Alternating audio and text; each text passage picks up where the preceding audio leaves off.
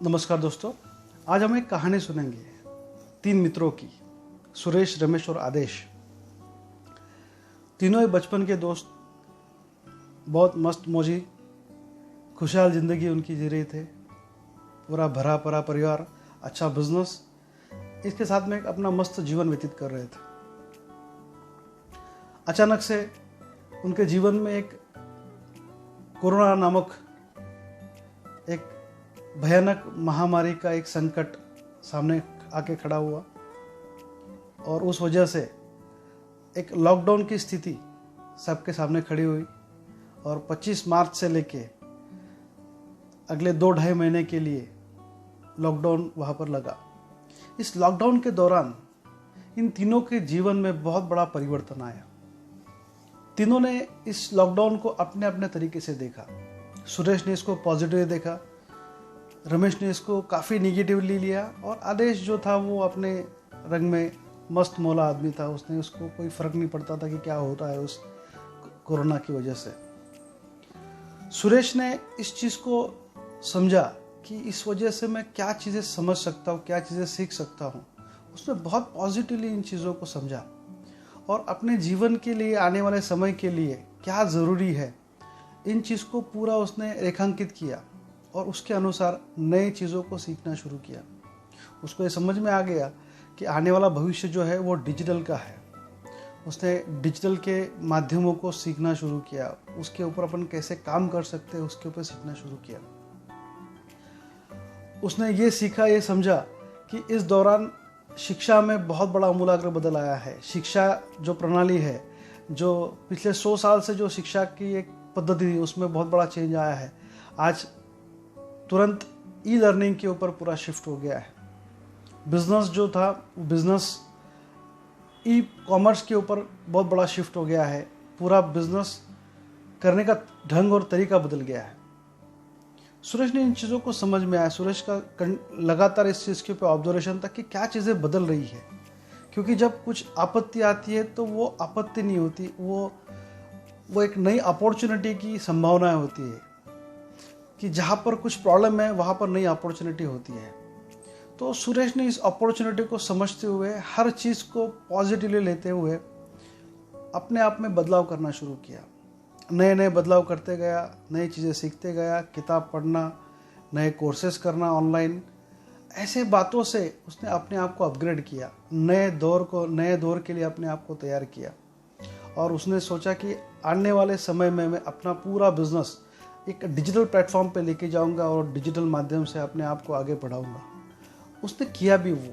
उसने लॉकडाउन ख़त्म होते होते अपने बिजनेस को ई कॉमर्स पे लेके जाने का पूरा प्लान तैयार किया। पूरे उसके लिए एग्जीक्यूशन कैसे करेंगे उसका पूरा प्लानिंग करके उसको रेडी कर दिया और उसको वो लॉन्च करने वाला था। इधर रमेश काफ़ी निगेटिव था। रमेश ने पहले दिन से वो काफ़ी सशंकित था कि मेरा क्या होगा, मेरे बिजनेस का क्या होगा, मेरे हेल्थ का क्या होगा, मेरे फैमिली का क्या होगा, और काफ़ी डरा उसने पूरे इस लॉकडाउन के समय को डर के माहौल में उसने अपने आप को बिताया। इस डर की वजह से वो कुछ नहीं कर पाया, कुछ नया नहीं सीख पाया। उल्टा उसके सेहत के ऊपर उसका असर होना शुरू हो गया, उसका वजन कम होना शुरू हो गया, फैमिली में चिड़चिड़ापन हो गया।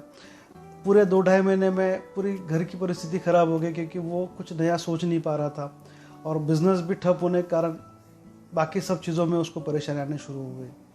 और जैसे ही लॉकडाउन ख़त्म होने की पोजीशन में आया तो रमेश लगभग ऐसी परिस्थिति में था कि मैं आगे क्या करूं, आगे मैं कैसे बढ़ूं, ये उसके सामने बहुत बड़ा क्वेश्चन मार्क था। आगे बिजनेस कैसे करना है, आगे फैमिली को कैसे लेके जाना है, वो बहुत बड़ा चिंता में रुक गया था। और उसका बिजनेस इस वजह से तकलीफ में आ गया था। इधर आदेश जो था, वो आदेश ने इस लॉकडाउन को बहुत ही हल्के में लिया। उसने इसको बहुत सिंपली लिया। मस्त रोज़ सवेरे उठ के टीवी देखना, खाना खाना, पेपर पढ़ना, गप्पे लड़ाना, इसी दौरान में इसी चीज़ों में अपने आप को 2-2.5 महीने उसने ख़त्म कर दिए और कुछ नहीं उसने गेन किया। इन तीनों के दोस्तों की कहानी से हमें क्या समझ में आता है? हमें समझना है कि सुरेश ने जो इसको पॉजिटिव नज़रिए से इसको समझा, इसको देखा, उसके वजह से उसने काफ़ी बड़े चेंजेस अपने आप में किए। ऐसे चेंजेस हमको हमारे लाइफ में करने की ज़रूरत है। आज हमें देखना है कि बिज़नेस की परिस्थितियाँ बदल गई है, सब चीज़ें बदल गई है, एजुकेशन से लेके, फैमिली से लेके, रिलेशन से लेके हर चीज़ बदल गई है। हमको इन चीज़ों को समझ के काम करने की ज़रूरत है। मुझे लगता है कि एजुकेशन क्षेत्र में जो क्रांति घटी है वह शिक्षण ई लर्निंग के वजह से, वो एक बहुत बड़ा अपॉर्चुनिटी मेरे ख्याल से आने वाले समय में मुझे दिख रही है। और बिज़नेस के क्षेत्र में भी जो चीज़ें वर्क फ्रॉम होम या डिजिटल प्लेटफॉर्म, इनकी वजह से जो नई अपॉर्चुनिटी ओपन हुई है, मुझे लगता है इनको भी हम सब लोगों ने इस चीज़ को देखना चाहिए, इन चीज़ पे काम करना चाहिए, क्योंकि आने वाला जो समय है ये पूरा के पूरा डिजिटल माध्यम के ऊपर आने वाला है।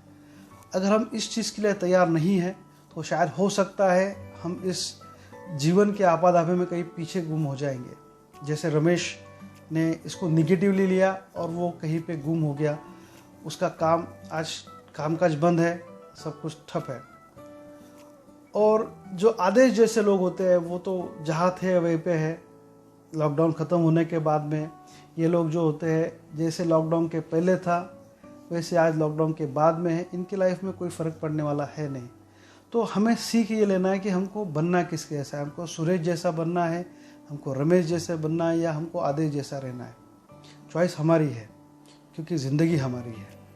इस ज़िंदगी को जीने का, इस ज़िंदगी के बारे में फैसला लेने का अधिकार हमारा है। मुझे लगता है कि इस कोरोना के बाद में जो परिस्थितियाँ बदलने वाली है, जो बदल गई है, उन चीज़ों को अभी भी टाइम गया नहीं है। हमने इनको समझना चाहिए और अपने आप को बदलाव के लिए तैयार रखना चाहिए। अगर हम बदलाव कर पाए तो आने वाले समय में हम कुछ नया कर पाएंगे, वरना शायद हमको इतिहास भी भुला देगा। आइए बदलते हैं, इस दुनिया को बदलते हैं, आत्मनिर्भर बनते हैं और अपने भारत को आगे लेके जाते हैं। आज के लिए इतना ही।